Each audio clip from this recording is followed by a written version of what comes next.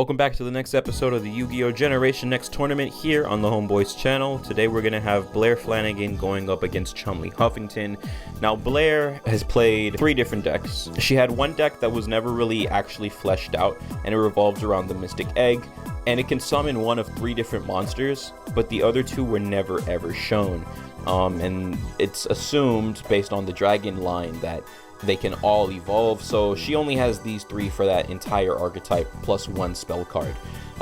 If Mystic Egg dies, you can get the Mystic Baby Dragon. That's the only way you can summon this 1200 attack monster, and then if you get the Mystic Revolution card, you can evolve it into a 3600 beast.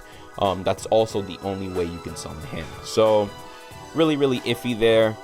She did also have this sort of maiden deck with the Maiden in Love. It has to be in attack position, it can't be destroyed, and then after it gets attacked, you can put maiden counters on other monsters.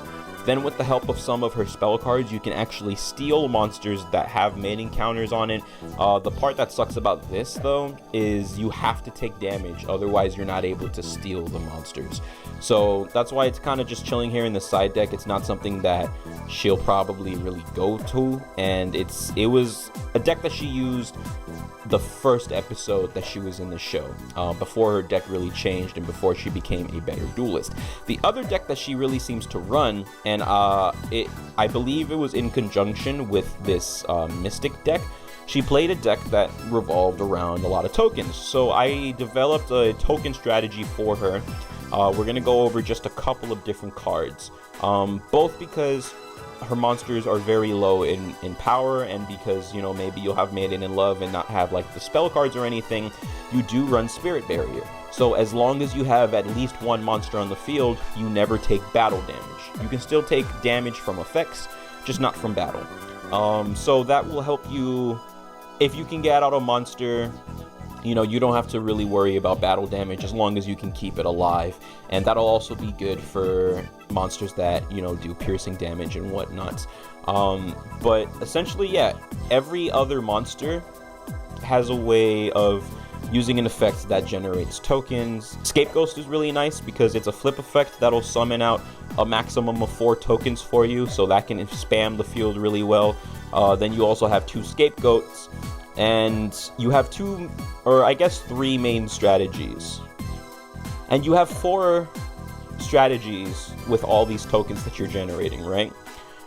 For one, you can actually go into Token Sunday, and you run 3 copies of this card, you destroy all your tokens, and you can pop that many cards on your opponent's side of the field. 2, you can go for Token Stampede, so none of your tokens can be destroyed by battle, and they all get 1000 attack points.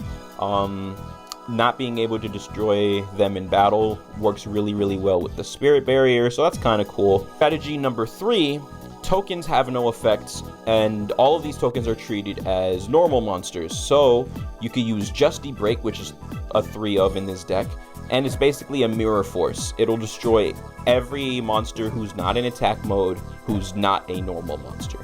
And that doesn't entirely backfire on your own monsters, because they either go back to your deck or hand or whatever, or they summon tokens when they die. So it's really a win-win for you.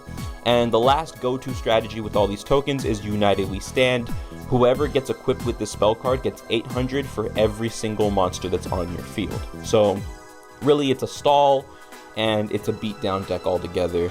And her deck is really that simple. I mean, she has 1-for-1 to summon out some of her level 1 monsters. With continuous trap cards here, you have 3 Magical Planner. You can, I'm so sorry. You can get rid of a continuous trap in order to draw 2 cards. I mean, nothing too crazy, but it has some potential, and that's Blair's deck. Let's take a look at her opponent. So Chumley Huffington has a beast deck, and it was full of kangaroos and koalas specifically. Since it seemed like an Australian deck, and he also didn't do too many duels, I went ahead and I looked up a list of every single animal that you can find in Australia, like the specific breeds and whatnot. Then I cross-referenced that with every single beast type animal in the game of Yu-Gi-Oh! And I came up with all the monsters that are in this main and side deck. So from the hyenas to these vermins to marmots, even to Tasmanian daredevils. These are all animals that you can find in the country of Australia. There's a lot of different monsters like these three right here that can float, meaning when they die you can go into multiple copies of them. You have a lot of defense in this deck as far as how the monsters operate, because he doesn't actually play too many trap cards. Your best trap card is honestly Animal Trail, which will let you add a beast monster if one of them dies in battle. And that's basically it. I mean, spell card wise, you know, you have Big March of Animals. You can get 200 per monster that's on your field. It would be really, really nice if you can get into your polymerization though, because if you were to go ahead and fuse your Tree Otter with your, where is it, in the Sea Koala, you can make this 2800 monster, and not only that, but he can go ahead and destroy monsters on the field with his effect as well. So that would be really amazing. Or if you have your Desk Kangaroo and your Big Koala, then you can go into your 4200 Master of Oz. The fusions are really where it's at with this deck. Since it is a beast deck and you have a decent number of level 4s here, he also plays the Diamond Direwolf, so you can destroy a beast on your field, including itself, in order to destroy any card that's also on the field. The side deck really has the exact same strategy. It just aims to make things a little bit faster, help you draw a little bit quicker, give you some of cards that boost your attack points a little bit more. Then, you know, you also have more Eucalyptus moles, because since it can summon any koala monster when it dies, you can summon these big koalas straight out of your deck, and that's why I threw a third one into the side deck. And that's really all that there is to this deck. GX decks are really, really simple outside of some of the main characters. So yeah, really looking forward to see how this does. Let the duel begin. Round one between Blair and Chumley, and it looks like Blair's gonna go first. She doesn't have a whole lot going for her. She's gonna just go ahead and T-set and then pass it over to Chumley. Chumley has some decent monsters, but you know, this deck tends to be really, really defensive. There's not a whole lot of attack points. So he's also just gonna go ahead and set one monster, pass it back to Blair. And I'm afraid that a lot of this duel between these two duelists is gonna be this way. He's gonna go ahead and flip over the Desk Koala now. And since it got flipped face up, Blair's gonna lose 400 for every card in her hand, which is a total of 1200 damage without even attacking. He's gonna attempt to swing since he sees that she's not really playing anything, and lucky for him, he was able to pop it. However, since it is Escape Ghost, here comes 4 tokens to Blair's side of the field, and let's see if she can actually do anything with these tokens. It's passing over to her turn now, and she's switching them all into attack mode, because if they're in defense, Justy Break won't be able to do anything. And I didn't even realize she has 2 Justy Breaks, so Chumley, things aren't looking good for Chumley, but you know, obviously he doesn't see that right now. He's gonna go ahead and flip the Vermin, and seeing that something might be coming, or just to get it out the way, Blair's gonna go ahead and play the Spirit Barrier, so just in case he's able to destroy her face downs, she won't take damage as consequences. I mean, there's really no point in waiting around. You know there's something waiting for you, so you just want to go ahead and swing into it. So she's gonna go ahead and pop Justy Break, and there goes Chumley's entire field. He didn't normal summon yet, so he gets to play another Desk Koala and send it back over to Blair. And now Blair can actually get rid of the Spirit Barrier for her Magic Planner, giving her 2 brand new cards. There's still nothing that she can do though, so she's gonna have to end her turn.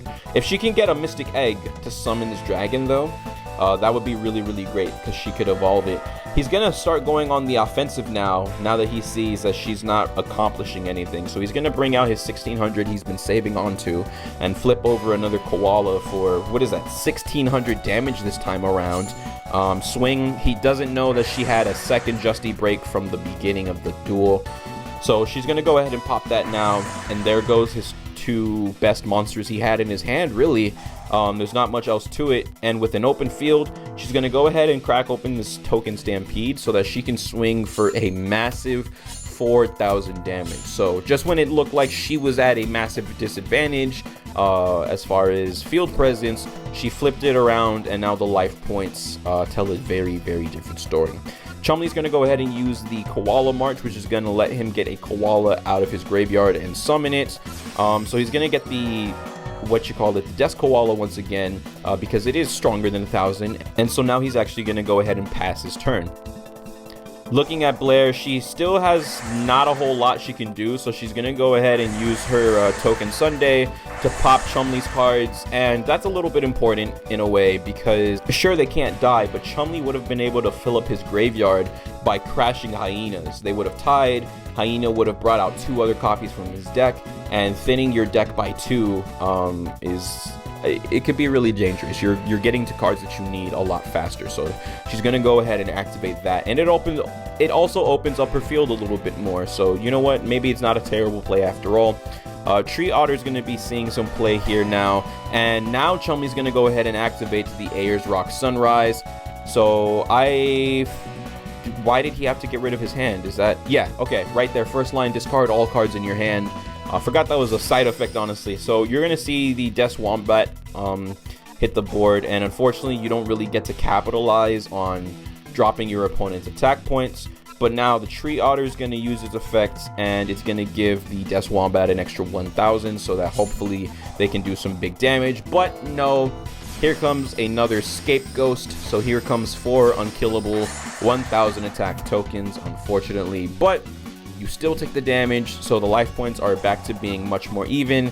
However, Blair had yet another Token Sunday. It really just isn't Chumley's day, and now Chumley is running on empty. He used his Ayers Rock, so his hand is empty, and she blew up everything on his field. So now he's top decking for his life, and if he doesn't get a monster to protect himself, next turn she'll be able to swing for at least 2,000 damage. He bricked with the polymerization.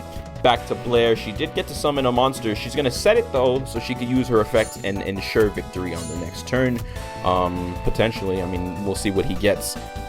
Okay, he got a monster. He got Hyena, so he's going to summon that. He's going to attack the face down, and it will die, but the Cobra Jar has a flip effect that lets her bring out a 1,200 attack token, meaning it has 22 thanks to Token Stampede. And unfortunately for Chumley, oh, now the Mystic Egg is here. So, yeah, it's just not enough defense on his field. Blair takes round 1. Round 2, and it looks like Chumley has elected to go second this time, so he can, hopefully get something good off of that extra little draw. Blair's going to set a couple of cards and set a monster, so she already has a really strong defense built for herself, and it's back over to Chumley's turn now. He's going to open up with the Hyena, run over the Maiden. Her effect won't matter. When Maiden dies, she automatically ends the battle phase, so really unfortunate that effect goes to waste. But she's going to go ahead and crack open the quick play spell Scapegoat. Since it's a quick play, you could use it on your opponent's turn. That way Blair won't suffer from the side effect of the spell. And boom, she has 4 monsters on the field, and she has the Token Stampede again. So here comes 4 unkillable 1,000 beasts. These Hyenas won't really be able to protect Chumley's life points entirely. He will be taking 1,000 here. But if he manages to get over her field, Blair's in trouble because she has 2 monsters she can't summon whatsoever. Lucky for her though, Chumley can only set, but she's not strong enough to get over the 1,800, and thanks to Death Koala's effect, Blair took a massive amount of effect damage there, so she's down to 6,000, and here comes the Kangaroo, the Death Kangaroo. So they're going to chip away for just a little bit of damage, but Blair's going to decide to go ahead and use the Justy Break in order to wipe the board clean and allow her to swing in for 4,000. But he is going for the Silent Doom, which will let him bring out a monster in defense mode, but it's not allowed to attack. And even if you had some sort of effect where you wanted to crash into this thing and risk taking the damage, you can't afford to do that, because if Kangaroo fights you in defense mode and his defense points are higher, your monster gets destroyed. So yeah, I mean, you really have no choice but to sit here and wait until you get a better hand. Now Chumley's gonna absolutely pop off, and he didn't just get the Death Kangaroo to stall, he brought it to fuse with his big Kangaroo for the Master. Oh, no, I'm sorry, I didn't even realize he had a fusion substitute in his hand.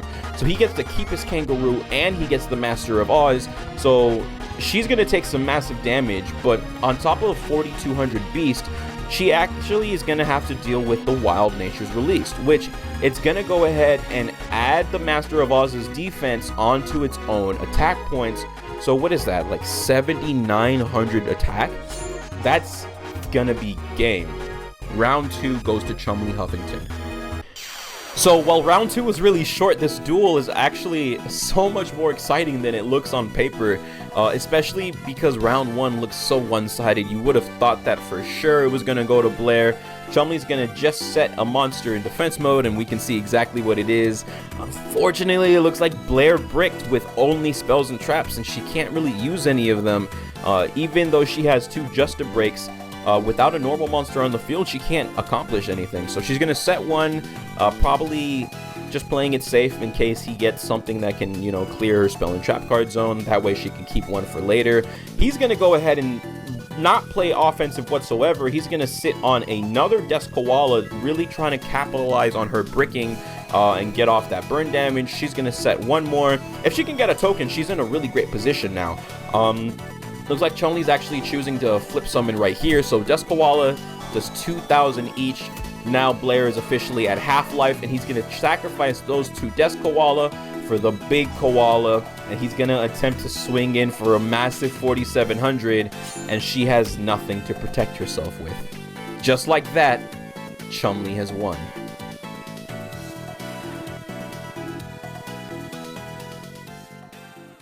Turn your appearance to a disappearance. I fuck with nothing but gangsters, nothing but hustler niggas. Sound off, sound off.